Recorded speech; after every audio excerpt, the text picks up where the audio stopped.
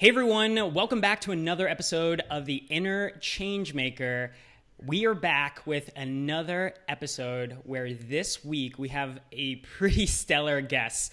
My guest, Cameron Herold, used to be the Chief Operating Officer at 1-800-GOT-JUNK. He's also the founder of COO Alliance, the world's only organization for those who are second in command. He recently launched an amazing podcast, which I'm sure we're going to dive into, but he's the author of some amazing books, Double Double, Meetings Suck, as well as The Miracle Morning for Entrepreneurs.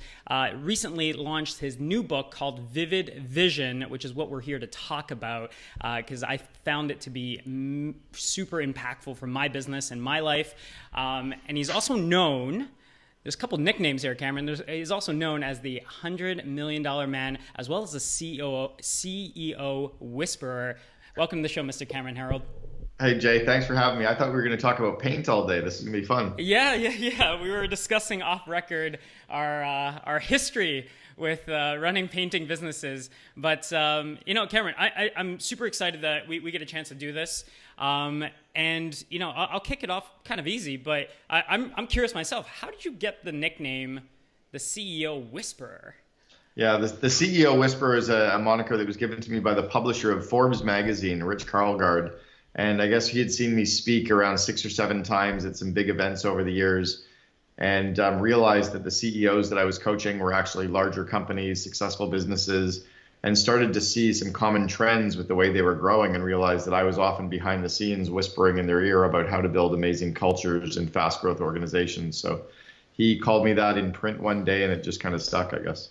Yeah. Well, I heard the reason, I'll be honest, I'm a little nervous, even doing this interview, because over the last years, whether it was from, my time at Strategic Coach, or whether, interacting with individuals like Jason Gaynard or Yannick Silver, who have both been on the podcast, everybody always mentions Double Double. They always, Wow.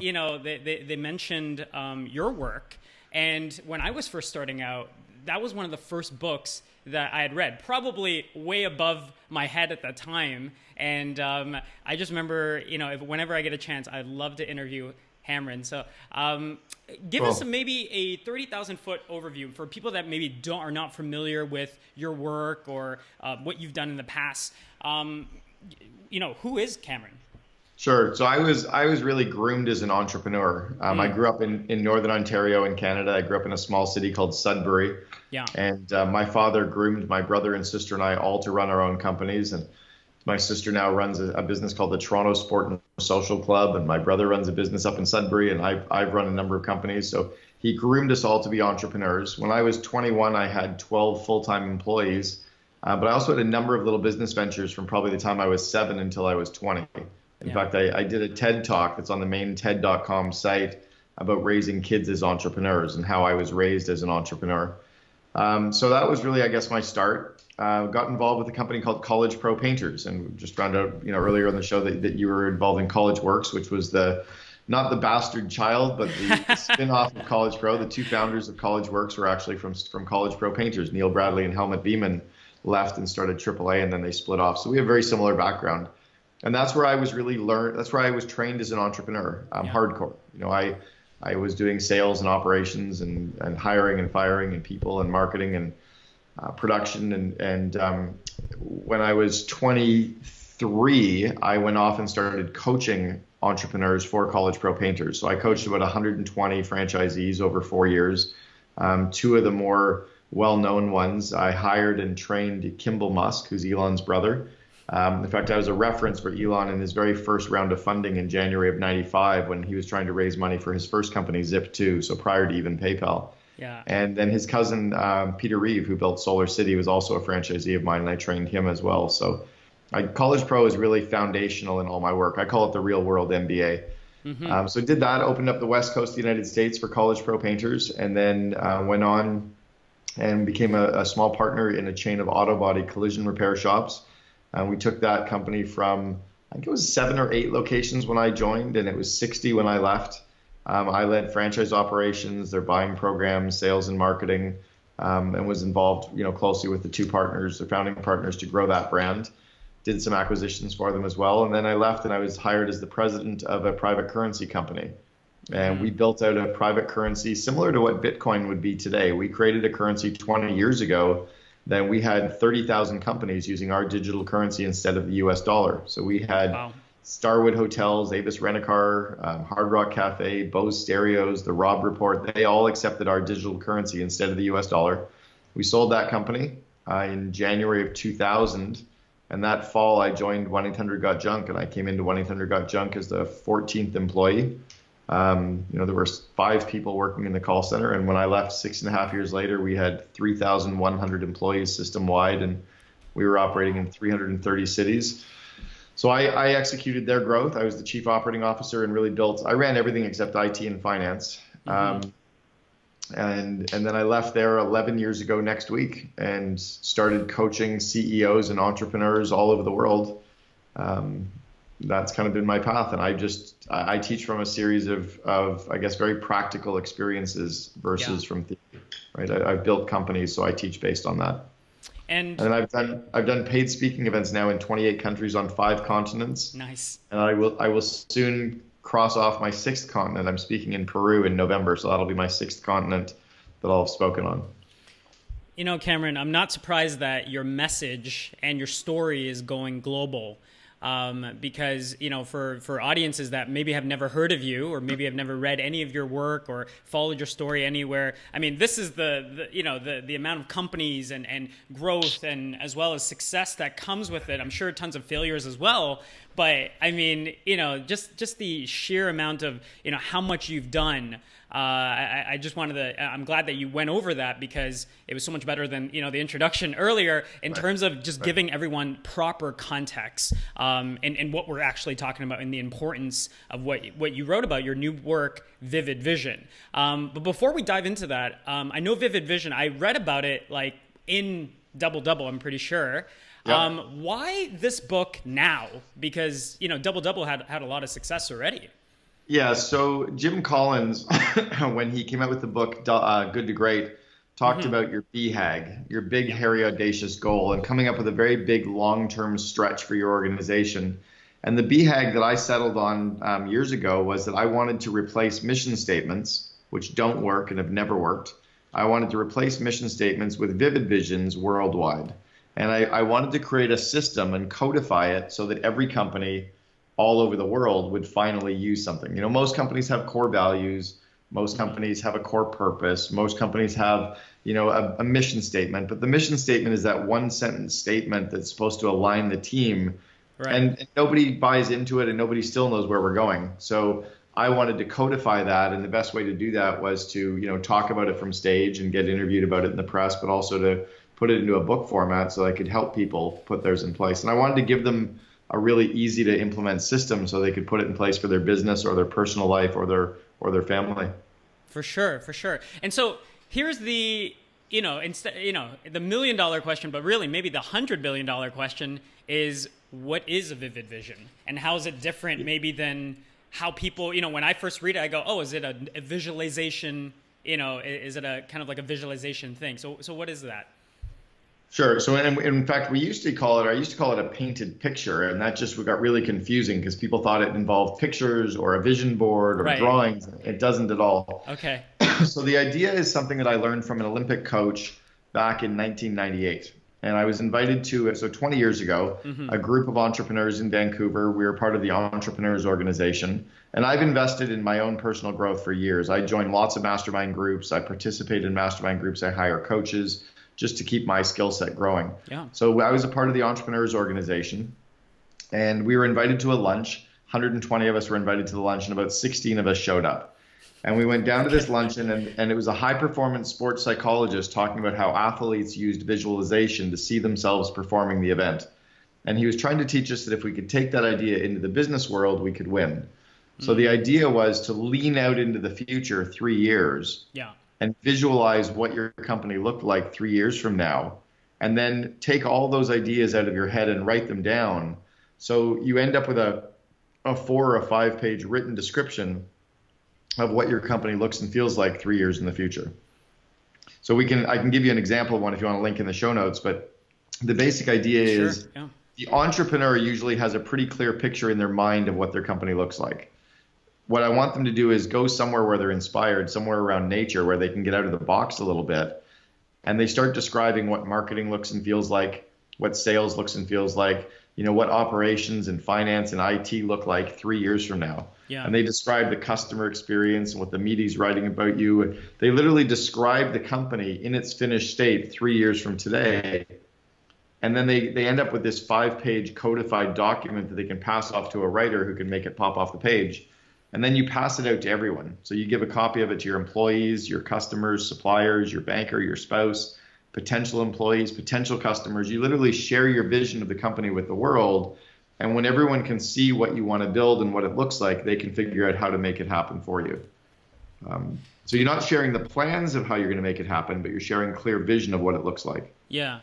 And I think this is it's really interesting because I think a lot of times entrepreneurs, and this is myself included, we struggle with, getting others to maybe, we struggle for, asking for help. We struggle for, actually, telling people what it is that we actually want, and what, where it is.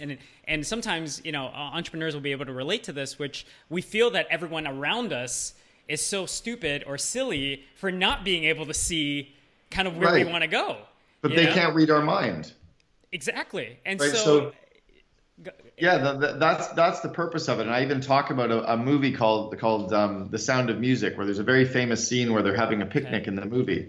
Now, if you've seen the movie, you understand the scene. But if you've never seen the movie, you might think that the picnic is held at a lake with, park benches and picnic benches and the kids playing baseball and croquet. Sure. When in fact, if you've seen the movie, you know for sure that it's the Hills Is Alive scene with Julie Andrews playing guitar. The kids are singing and dancing, and the picnic's actually held up in the mountains in the Alps. Yeah. So, but if you've never seen the movie, how could you possibly visualize that? Yeah. So in the business world, if the only person that sees the future is the entrepreneur, then of course the entrepreneur is going to be frustrated every day. So the idea is to get everyone to see what you can see, and that's what's really resonating with people worldwide now is this. And it's not just since the book came out, but I've been talking about this concept now for 11 years, speaking all over the world on the concept and getting companies to use it. For sure. And so, now that you do the exercise, you create, a vivid vision for, what you want your business to be.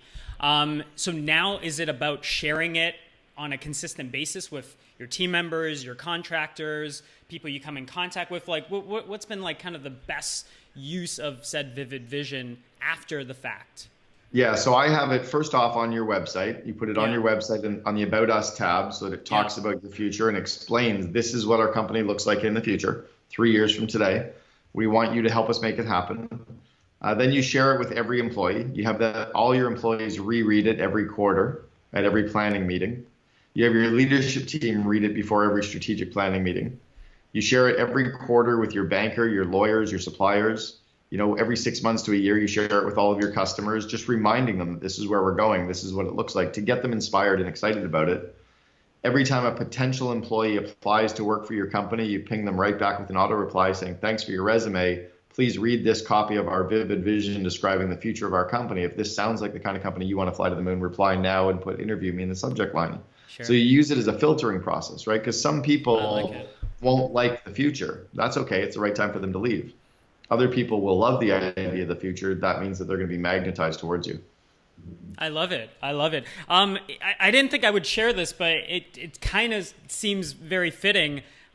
So to give you maybe some proper context, we don't have I don't have a big team whatsoever. I have a couple, contractors and editors that we kind of, outsource, stuff, if I could classify that, out to. But my girlfriend and I, we're both, we're both in the business, even though, we're trying to work on the business, but we're, in the stage we're in, we're in the business. But one of the things that we did, and this is about 9 months ago now, actually, it was on my birthday. She asked me what I wanted to do for my birthday. I went through all the possible options. Did I want to throw a party? Did I want to do a dinner? Did I want to do all, and I ultimately, I didn't want to do any of those things. I actually just wanted to sit down And it wasn't actually, it didn't start with business, but it was more on a personal level. I just wanted to, hey, let's just sit down and let's visualize what our life will look like in a few years. And I know it sounds really creepy, or not creepy, but I know it sounds kind of really geeky. And I, even though I used to have work at Strategic Coach, so I knew some of the exercises that we can kind of think through, right? Yeah. So we kind of ran through that like informally.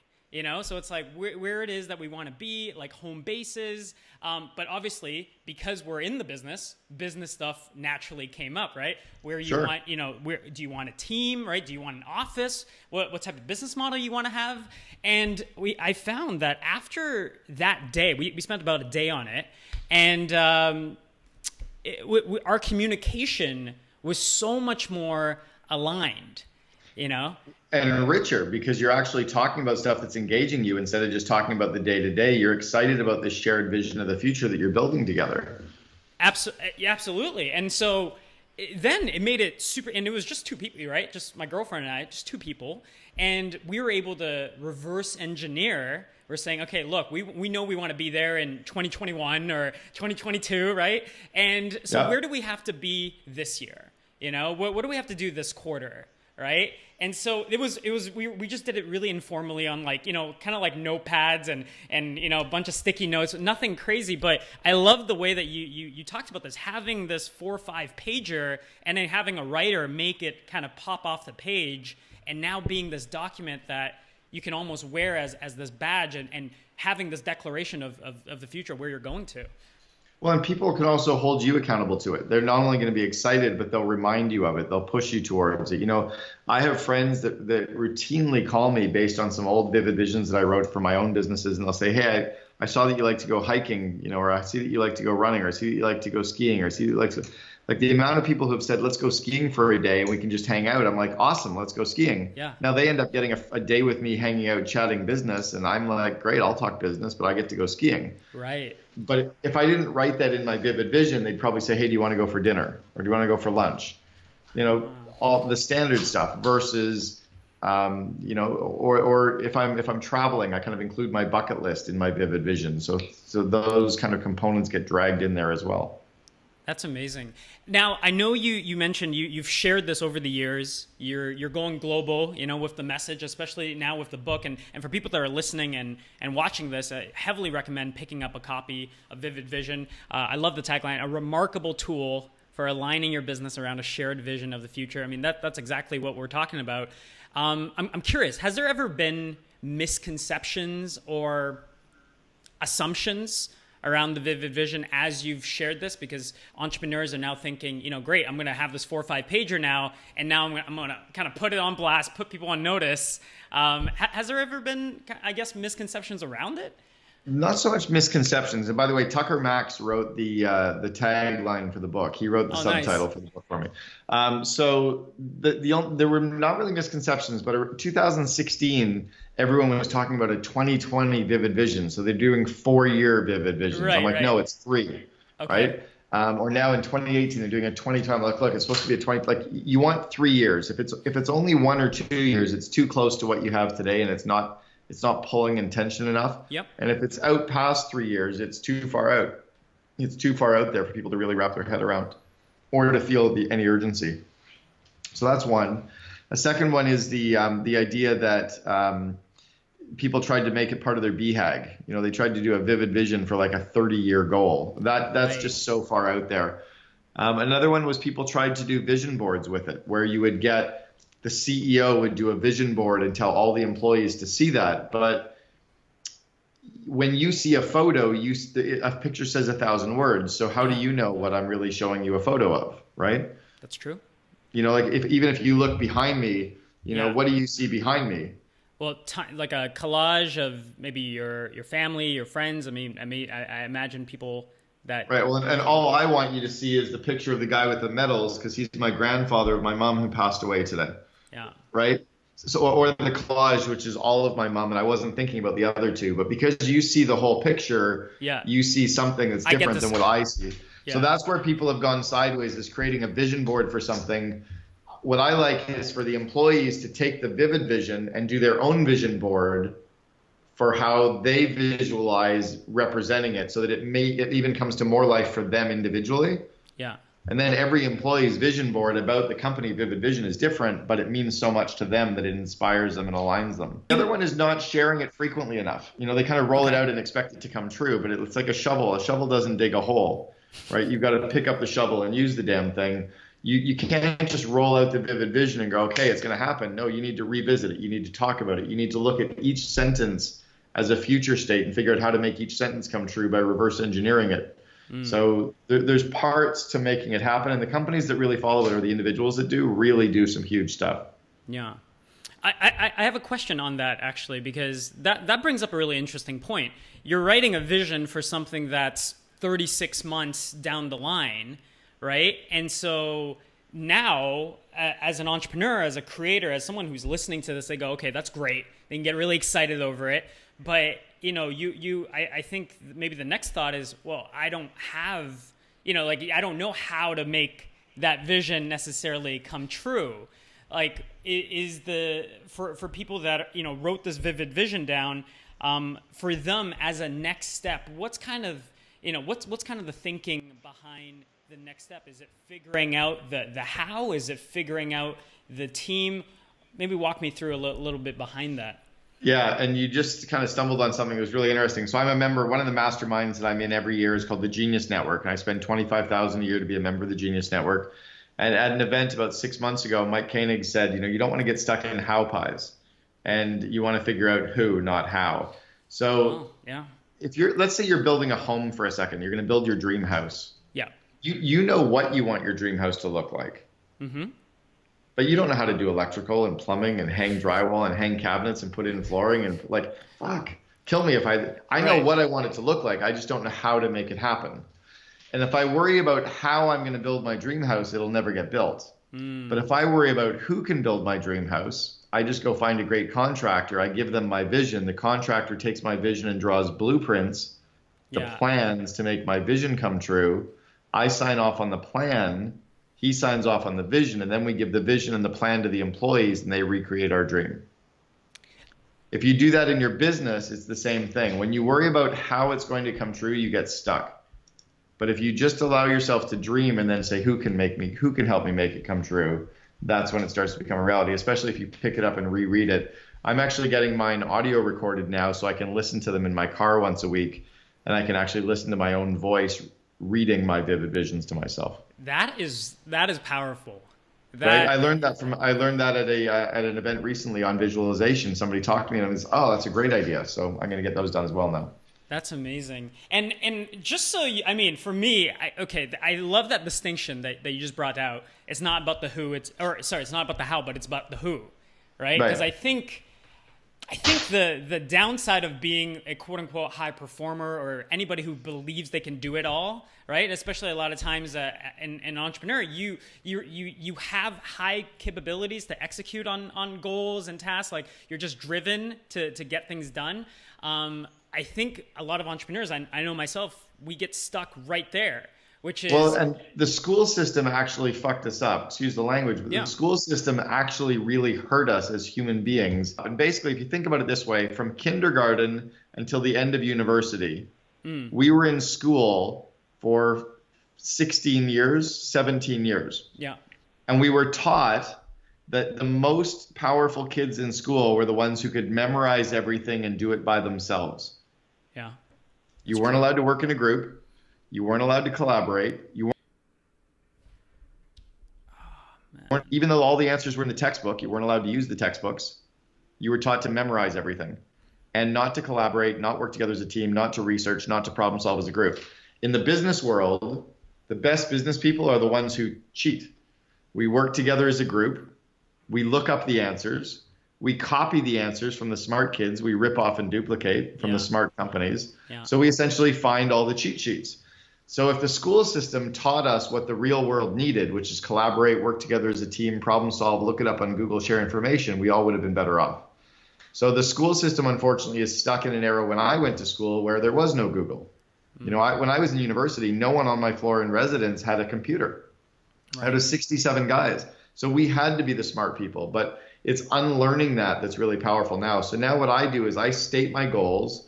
I come up with lists of stuff that needs to get done. And then I'm like, who can I delegate it to? Who can I delegate it to? Who can I do it? Instead of how can I learn this, it's like, who can I get this off my plate to? And I actually think that entrepreneurs, if we can adopt that type of thinking, we would be able to move so much faster on the big things. Well, and that's like, I'll go back to the Elon Musk analogy, and I've known him for 24 years. So he had an ability to dream at a very large level, at a level beyond where most people could imagine. So his first company, Zip2, was an online mapping company. Now that makes sense today, online mapping like MapQuest or Google Maps or Apple Maps, right? Sure. But in 1995, I didn't have an email address. I didn't know what the internet was. I certainly didn't understand the concept of a newspaper being on the internet because I didn't know what the internet was and why would you put a newspaper there? And then you're going to get a map from your computer to a store. That doesn't make any, like we've got maps in the car and I don't even understand this. I was trying to sell them on house painting. I was literally trying to convince Kimball Musk to stay in College Pro Painters, and he's trying to describe the internet to me. So they're thinking at a whole big level. Now, they didn't know how to build it, but they knew what they wanted, and the vision was so big. And then they just said, who's crazy enough to help us make this happen? And they got a bunch of crazy people who were really smart to figure out how to build the first online mapping company, which they sold to Compaq for $315 million in cash in 1997. That's so crazy. So the lesson here is dream bigger. Do you know why the Tesla Model S has the 7-seat option? I don't know. He has 5 children. So if you're going to build a car, it better seat all of his family. Otherwise, why would you design a car that you can't take your kids for a ride in? That's insane. So he said it's got to be super fast, super sexy, just kind of like my McLaren F1. Yeah. It's got to fit me. So that's why it works great for tall guys like me at 6'4". He's 6'5". You can sit in a car, tons of legroom, tons of headroom, and I can put all my kids in there. Fucking A. And then he went, who wants to help me build it? You don't have to know how. And as entrepreneurs or as homeowners building a home, when we release from the how pies, we can grow really quickly. I absolutely love this. And by the way, sorry, and that's the other reason to involve yourself in mastermind groups and networks is you want to know the people. And if I'm the smartest guy in the room, I'm in the wrong room, but I want to know the people. So Joe Polish, who you talked about, is my daily accountability partner. We set our daily goals together. I was texting Jason Gaynard and his wife Candace today, and I'm going to Jason's birthday party at the end of the month in LA. You know, Ty Lopez, I just sent him a text about an hour ago for him to interview me when I'm in LA that day. Like when you get to know these people because you put yourself in the room with them, all of a sudden the answers are right in front of you. So I will invest my money, instead of putting my money in the stock market, I put my money into attending mastermind groups and attending conferences. I go to the main TED conference every year. Like I'm at the main TED conference for 5 days. That's where I talked to Kimball Musk again 2 weeks ago. Like so, and Chip Wilson from Lululemon, we were sitting having kombucha together. So and I was talking to Guy Raz from NPR's How I Built This. We talked for 90 minutes, just sat together. So when you put yourself in a room with all these people, everything accelerates, but it's a different way of thinking.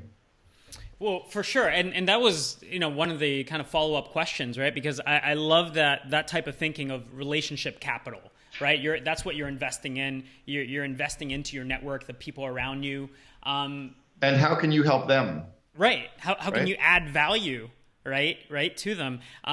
But before I ask you the follow-up question, I remember we had Naveen Jain on, who I'm sure you know of or at least heard of. He's a billionaire. He's trying to harvest raw materials. I know Naveen well. I'm an ambassador for his program for Viome, Viome. And I've met him at 3 different masterminds. I'm also interviewing his second in command on our podcast. That's amazing. So he's that guy's out of the box, man. Yeah. Well, it ended up being one of the crazier podcasts because you talk to Naveen for 10 minutes and all of a sudden you're talking about education reform and the gut microbiomes, and I'm like, holy crap, I did not. You ask one question, he goes 60 minutes. Yeah. And but off the record, and this is something I don't know if I even shared it in the interview, but he was so cool about this.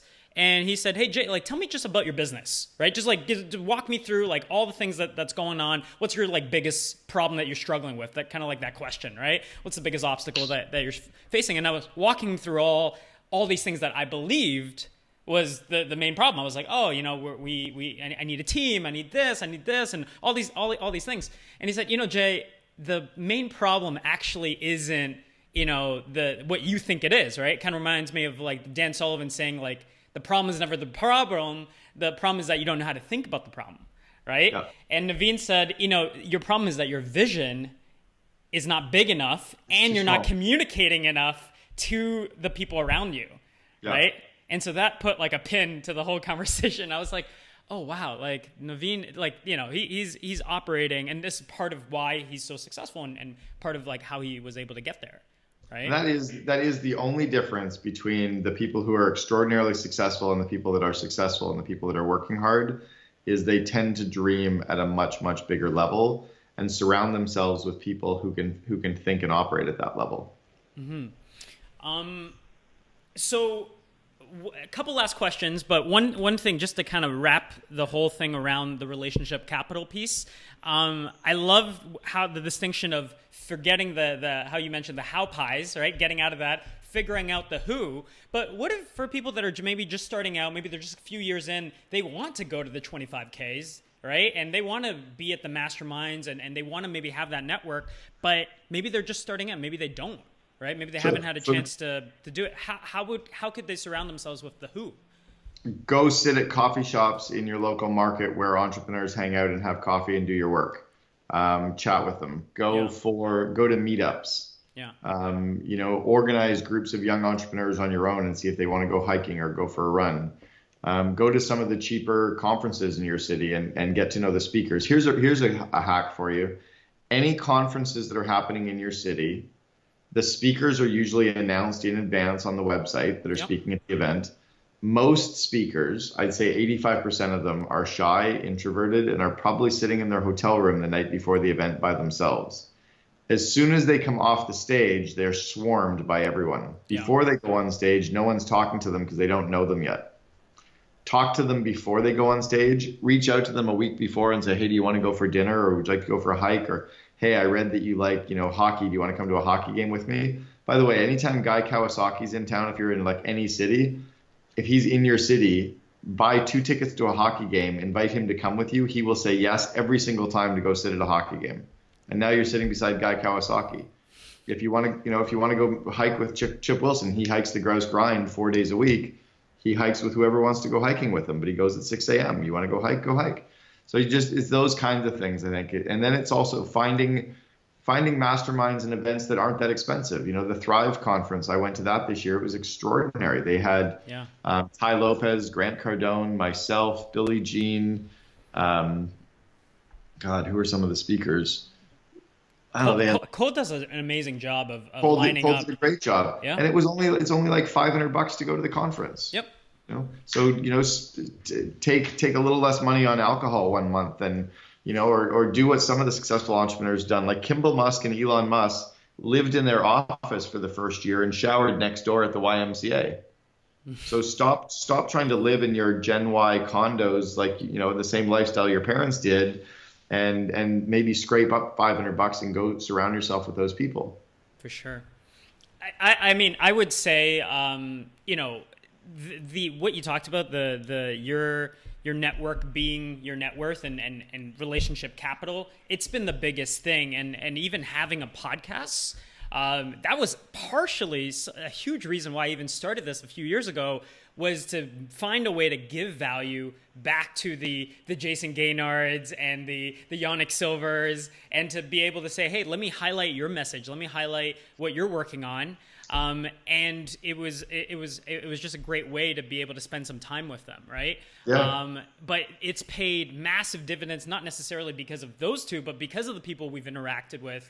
And it's a huge, huge reason of the reason, you know, the type of guests we have on, the business that we've been able to build. It's hugely because of the network and who you know.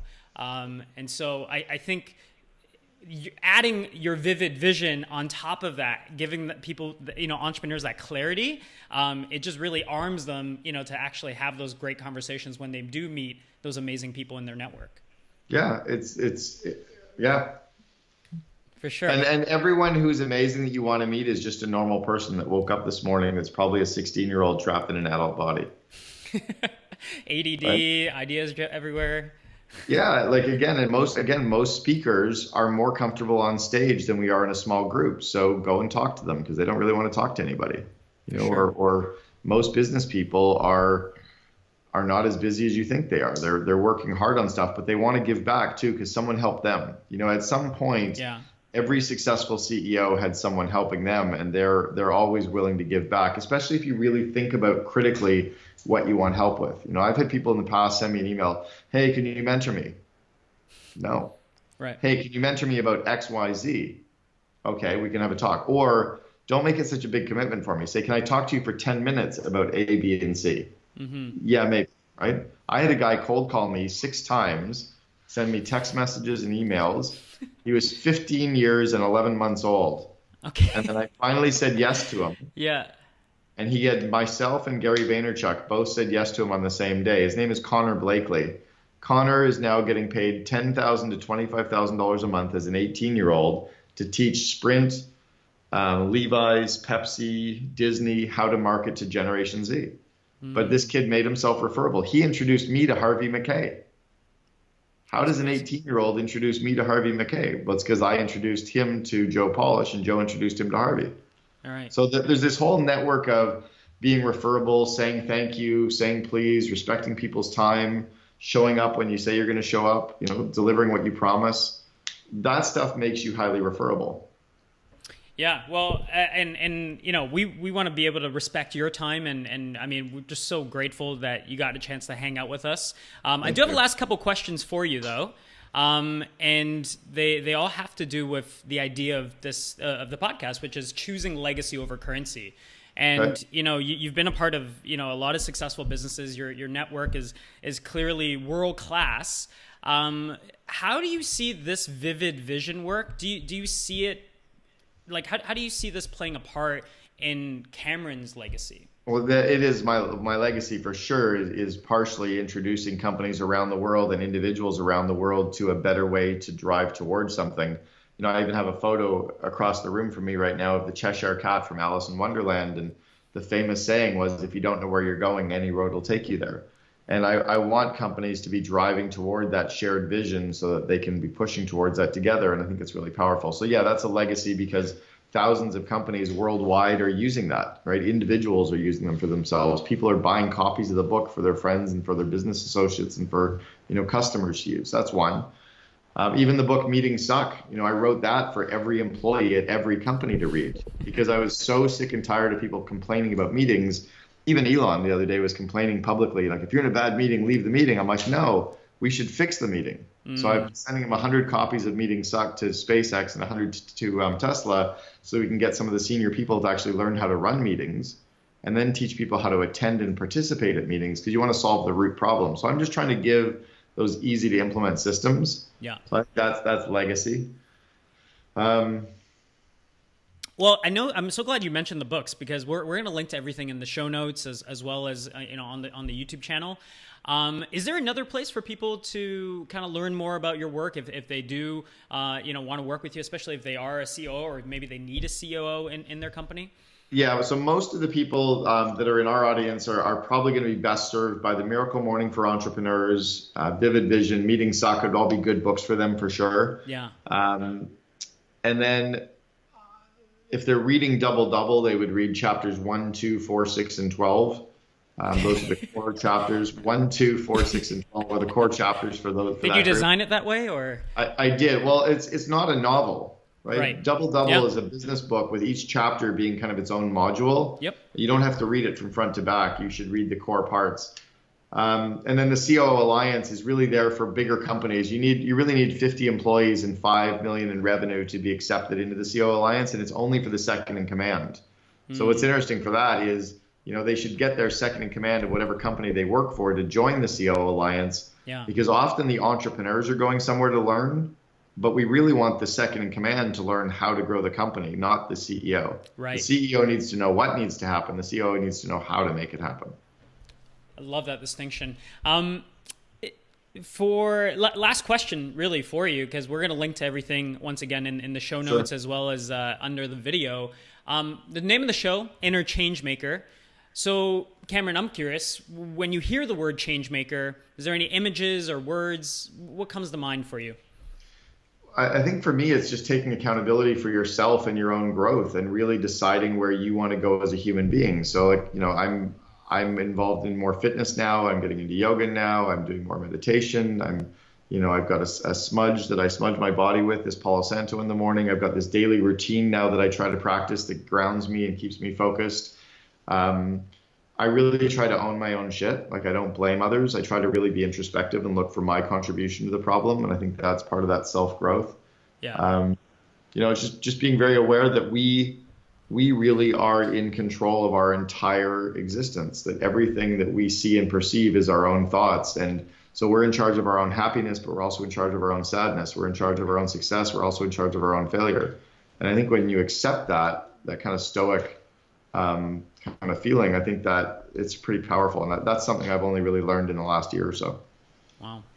Well, Cameron, I wanted to take a few seconds and just acknowledge you for being a great example of what a change maker is, Thank you.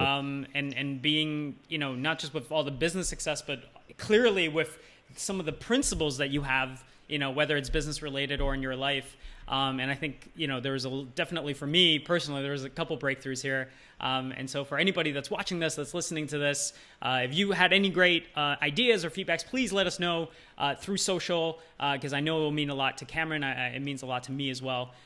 So Cameron, once again, thank you. You know what else? One thing we did miss was the podcast that I just launched about 6 weeks ago called the Second in Command podcast. That's correct. And the only reason I want to mention that is everyone interviews the entrepreneur. I want the rest of the story. Yeah. So when we're interviewing, anyone, so if there's any good companies that you want to hear the chief behind the chief, but it's the Second in Command podcast on iTunes is another place that they could get some good information too. You have some good episodes. I was taking a listen earlier with Harley. I was listening to that one with Shopify. Yeah, from Shopify. Yep. Yeah. I'm actually interviewing in about 5 minutes. I'm interviewing the COO from Influencive. Okay. John Hall's Influencive. Yeah. So I'm interviewing their second in command in 7 minutes for the COO podcast. I've got the COO of Bumble coming on. I've got Naveen Jain, COO. So yeah, we've got a bunch of good ones. That's a really, really cool. I saw that because I know we had this booked for a while, but I saw you because Jason posted that you had finally launched one, and I was literally out with Kirsten Ross, and I showed it to her on my phone. And then she took a picture of it. I think she sent it to you or something like that. Right. She's like, I know that guy. Yeah. And Kirsten and I met at a mastermind event called Baby Bathwater. That's correct. So that's, again, another reason why you invest in your growth is to be around these other entrepreneurs. You and I would never have met had it not been for me being at another mastermind group. That's true. That's true. Yeah. And then someone's listening to this right now, and I guarantee you they're going to implement this vivid vision stuff. And you never know what could come out of it. So. It's awesome. Jay, thanks for having me. I appreciate it. Cameron, appreciate you. We'll talk to you later, man. Bye-bye. See ya.